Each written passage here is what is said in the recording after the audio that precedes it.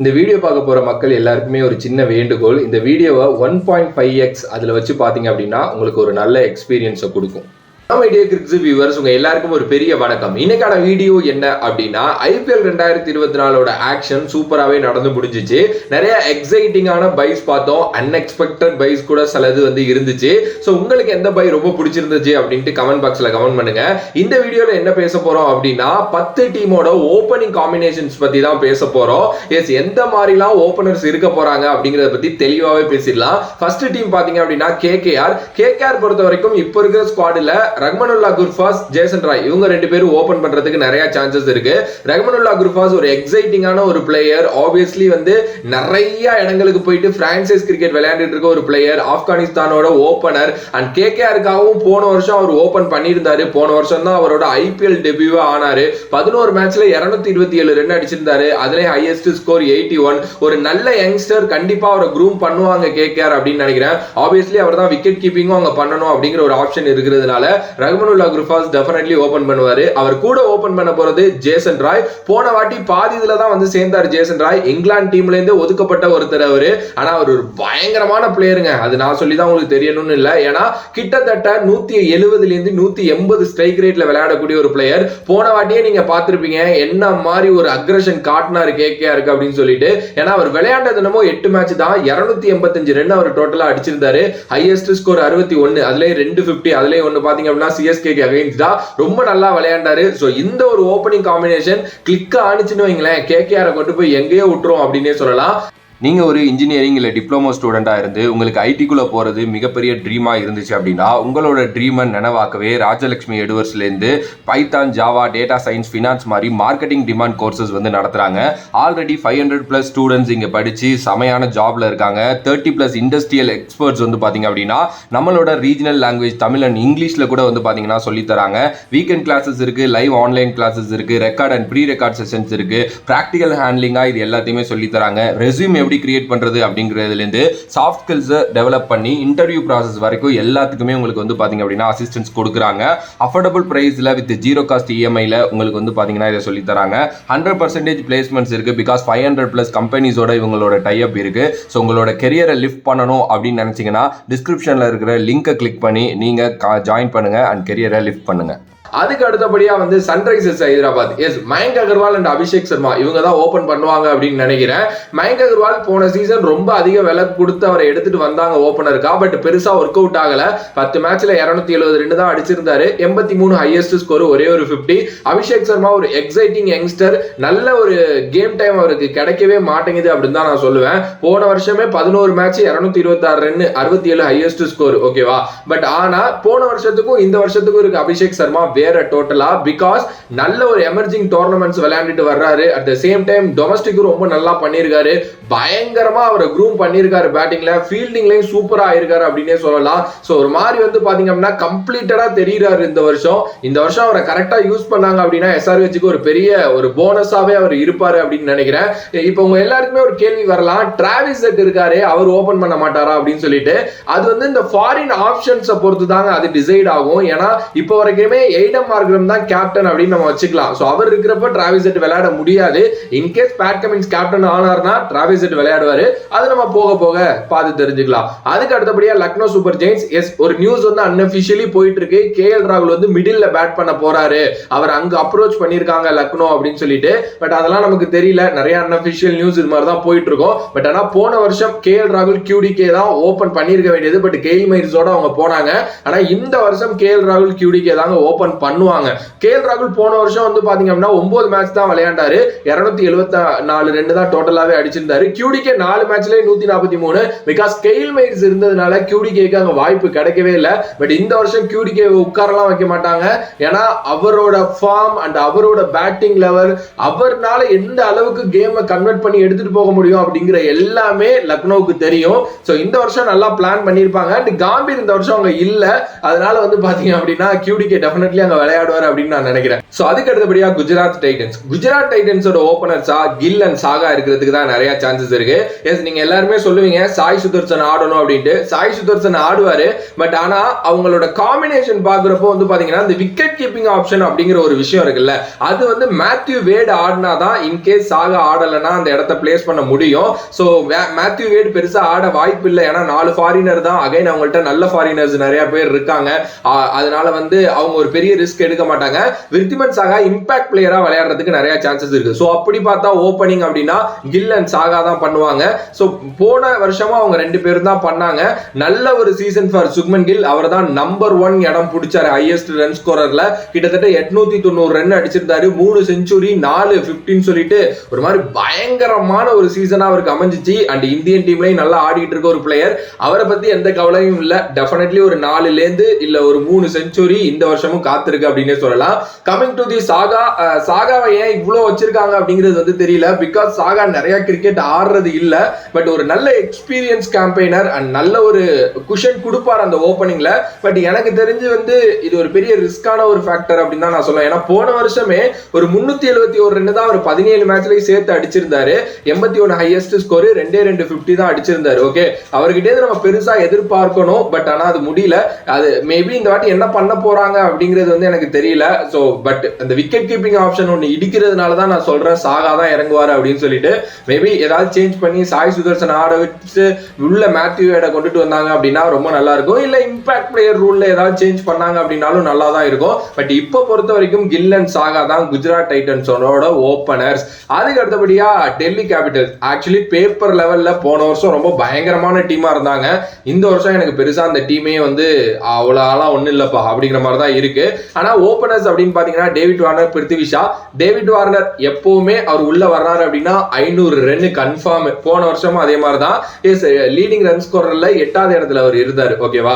So அவரை பத்தி நம்ம எதுவுமே பேச தேவையில்ல. 500 ரன் அகைன் கன்ஃபார்ம் ஆகும் 2024. Coming to the Prithvi Shaw. Yes, அடுத்த சச்சின் சொல்லி அவரோட வாழ்க்கையே ஒரு பெரிய கேள்விக்குறி ஆக்கி விட்டுட்டானுங்க.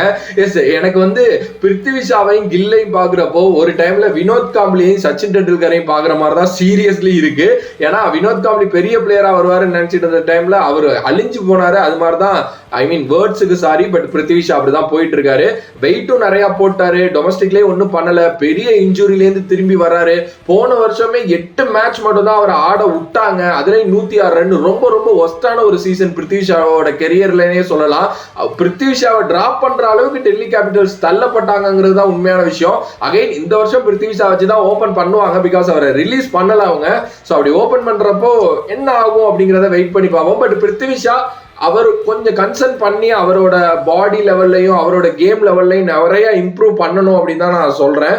பிகாஸ் நிறைய காம்படிஷன் போயிட்டு இருக்குங்க. ஏன்னா இவர் தான் ஒரு நிரந்தர ஓப்பனரா இருப்பாரு ஒரு டைம்ல நம்ம எல்லாரும் யோசிச்சோம். பட் காலம் அதுக்கு வேற மாதிரி பதில் சொல்லிட்டு போயிருச்சு அப்படின்னே சொல்லலாம். Okay, coming to the next team, Rajasthan Royals. எனக்கு ரொம்ப பிடிச்ச என்னோட ஒரு செகண்ட் மோஸ்ட் ஃபேவரட் டீம் அப்படின்னே சொல்லலாம். இவங்களோட ஓப்பனர்ஸ் நோ பிரெய்னர், எல்லாருக்குமே தெரியும், ஜாஸ் பட்லர் அண்ட் எஸ்எஸ்வி ஜெய்ஸ்வால். 2 பேருக்குமே போன சீசன் ரொம்ப நல்லா அமைஞ்சிச்சு. குறிப்பா ஜெய்ஸ்வால் லீடிங் ரன் ஸ்கோரர்ல 5வது இடத்துல இருந்தாரு. 625 ரன் வந்து பாத்தீங்க அப்படின்னா டோட்டலா அடிச்சிருந்தாரு. பட் அகைன் சொல்றேன், அப்ப பார்த்த ஜெய்ஸ்வால் வேற, இப்ப பாக்குற ஜெய்ஸ்வால் வேற. ஏன்னா அப்பவே அவர் அந்த அளவுக்கு ஃபார்ம்ல இருந்தாரு. இப்ப கிட்டத்தட்ட ஒரு 1 இயர் இந்தியன் டீம் எக்ஸ்பீரியன்ஸோட உள்ள வர்றாரு. அப்படிங்கிற பட்சத்துல தனி ரகமா அவர் தெரிவாரு. டெஃபினெட்லி ஜெய்ஸ்வாலை இதுக்கப்புறம் வந்து பாத்தீங்கன்னா கண்ட்ரோல் பண்றதே கஷ்டம். அண்ட் அவரோட பேட் ஸ்பீடு மாறி இருக்கு, அவரோட பேட் ஃப்ளோ மாறி இருக்கு. அவர் பயங்கரமா மசில்ஸ்ல ஒர்க் பண்ணிருக்காரு. நிறைய பிக் ஷாட்ஸ் ஆடக்கூடிய பிளேயரா இருக்காரு. அண்ட் ஃபாஸ்ட் பவுலர்ஸ் ஈஸியா டேக் ஆன் பண்றாரு. இது மாதிரி நிறைய விஷயங்கள்ல இந்தியன் டீம் எக்ஸ்பீரியன்ஸ் இம்ப்ரூவ் ஆயிருக்கு அவருக்கு அப்படிங்கிறது ரொம்ப நல்லா தெரியுது. சோ இந்த வருஷம் அவர் எக்ஸெப்ஷனலா அமைவாரு. Coming to the Jos Buttler, அவருக்கு பெருசா ஓடிஐ ரன்ஸ் இல்ல இந்த வருஷத்துல. பட் ஆனா வந்து பாத்தீங்க அப்படின்னா T20ல அவர்லாம் என்ன மாதிரி பிளேயர் அப்படின்ட்டு நான் சொல்லிதான் உங்களுக்கு தெரியணும்னு இல்ல. என்னைய பொறுத்த வரைக்கும் இந்த எல்லா காம்பினேஷன்லயுமே பிளாக் பஸ்டர் ஓபனிங் வச்சிருக்கக்கூடிய ஒரு டீம் அப்படின்னா ராஜஸ்தான் ராஜஸ்தான் ராயல்ஸ் அப்படின்னு நான் சொல்லுவேன். ஸோ அவங்க Jos Buttler and SSV Jaiswal தான் இந்த வருஷமும் ஓபன் பண்ணுவாங்க. அதுக்கு அடுத்தபடியா பஞ்சாப் கிங்ஸ் பொறுத்த வரைக்கும் வந்து Johnny Bairstow and Shikhar Dhawan தாங்க ஓபனர்ஸ். நிறைய போயிட்டு இருக்கு, ரிலே ரோசோ ஒரு வேளை ஓபன் பண்ண வைப்பாங்களா அப்படி இப்படின்லாம் சொல்லிட்டு. பட் எனக்கு தெரியல, ஜானி பேஸ்டோ இருக்கிறப்ப அவர் ஆடி தான் ஆகணும், அவர் வச்சுதான் ஓபன் பண்ணுவாங்க. பிரப் சிம்ரன் சிங் அப்படின்னு ஒரு பையன் போன வருஷம் ஓபன் ஆனா இல்லையா, அந்த பையன் வந்து 1 டவுன்ல ஆடுவாரு. கண்டிப்பா அந்த பையன் ஆடுவான், ஏன்னா நிறைய டொமஸ்டிக்ல ரன்ஸ் அடிச்சிருக்கான் கண்டினியூஸா, 2 செஞ்சுரி வேற இப்ப அடிச்சான். சோ அதனால அந்த பையன் வந்து பாத்தீங்க அப்படின்னா 1 டவுன்ல இறங்கிடுவான். So Bairstow and Shikhar Dhawan, Bairstow போன சீசன் ஃபுல்லா ஆடல, கோல்ஃப்ல போயிட்டு கால் உடச்சுக்கிட்டு அவர் வரவே இல்லை. ஷிகர் தவான் பொறுத்த வரைக்கும் எனக்கு தெரிஞ்சு ஷிகர் தவானோட IPL கெரியர்லயே போன வருஷம் தான் அவருக்கு கொஞ்சம் ஒஸ்டான ரன்ஸ் இருக்கு, 373 11 இன்னிங்ஸ்ல. பிகாஸ் அவருக்கு இடையில இன்ஜூரி ஆனிச்சு. அண்ட் பழைய ஷிகர் தவானை நம்மளால பார்க்க முடியல, 350 தான். அவரெல்லாம் 500 ரன் கன்ஃபார்மான ஒரு பிளேயரு. பட் இந்த வாட்டி எனக்கு தெரிஞ்சு எப்படி வரப்போறாருன்னு தெரியல, பிகாஸ் இடையில அவர் கிரிக்கெட்டே ஆடல. ஏன்னா எப்பவுமே ஷிகர் தவான் வர்றப்போ இந்தியன் டீம் எக்ஸ்பீரியன்ஸோட வருவாரு, இப்போ ஒண்ணுமே இல்லாம வராரு. But the most experience campaigner, அதுல எந்த ஒரு டவுட் இல்ல. மேபி மறுபடியும் அந்த பழைய ஷிகர் தவானை பார்த்தா நல்லா இருக்கும். பஞ்சாப் கிங்ஸ் நல்ல ஓப்பனிங் உள்ள ஒரு டீம் தான், அத்லெட்டி காட்டக்கூடிய ஒரு டீம். டெஃபினெட்லி 2 பேருக்கும் மாட்டிக்கிச்சு அப்படின்னா தொலைச்சிருவாங்க, அதுல எந்த சந்தேகமும் இல்ல.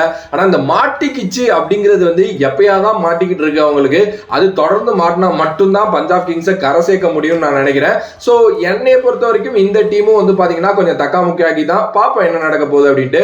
அதுக்கு அடுத்தபடியா வந்து பாத்தீங்க அப்படின்னா RCB, எஸ் அவங்களோட பேட்டிங்லாம் பயங்கரங்க, கன்ஃபார்ம் எல்லா மேட்சுமே 200+, அதுல டெஃபினெட்லி எந்த ஒரு சந்தேகமும் இல்ல.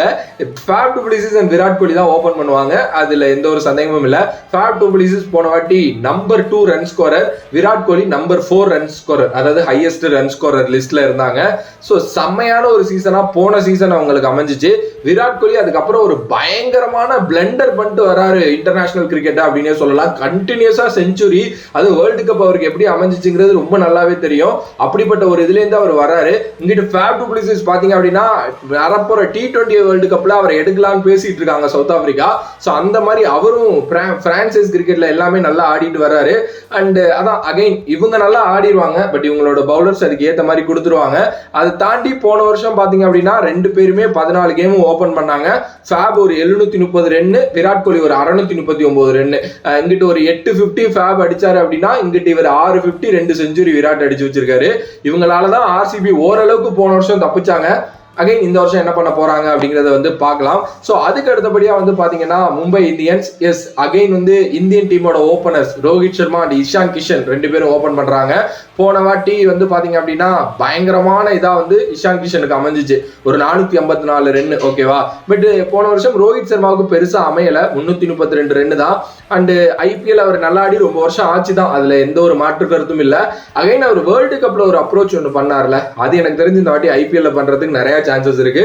சோ அகைன் நிறைய இந்த கேப்டன்சி இஷ்யூஸ் இதெல்லாம் வேற போயிட்டு இருக்கு அப்படிங்கிறதுனால ரோஹித் சர்மா மேல ஒரு தனி கவனம் எப்பவுமே இருக்கும், இந்த வாட்டி இன்னும் எக்ஸ்ட்ரா இருக்கும் அப்படின்னு நினைக்கிறேன். சோ ரோஹித் சர்மா மறுபடியும் நான் சொல்றேன், அவரை நம்ம குறைச்சலாம் எடை போடவே முடியாது.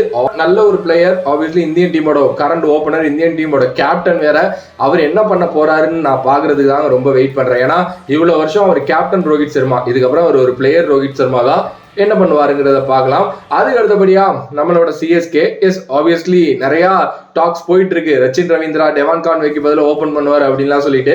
சான்ஸே கிடையாதுங்க, ஏன்னா அங்க Ruturaj Gaikwad and Devon Conway one of the blockbuster opening combination in IPL history அப்படின்னே சொல்லலாம்.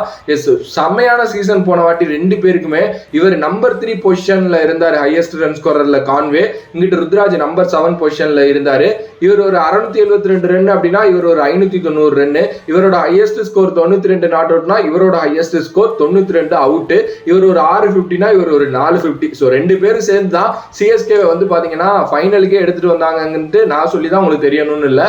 அகைன் அண்ட் அகைன் நான் சொல்றேன், இது வந்து ஒரு black Bastar opening combination. So இந்த வாட்டி இவங்க தான் ஆடுவாங்க.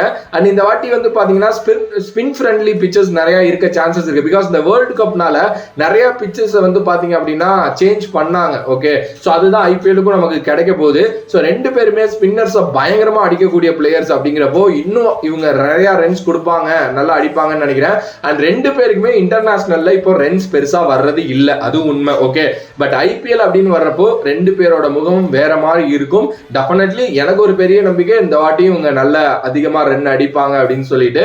ஸோ உங்களோட கருத்து இந்த 10 டீமை பத்தியும் என்ன, 10 டீமோட பெஸ்ட் ஓபனர் காம்பினேஷனா எதை நீங்க பாக்குறீங்க அப்படின்னு சொல்லிட்டு மறக்காம கமெண்ட் பாக்ஸ்ல கமெண்ட் பண்ணுங்க.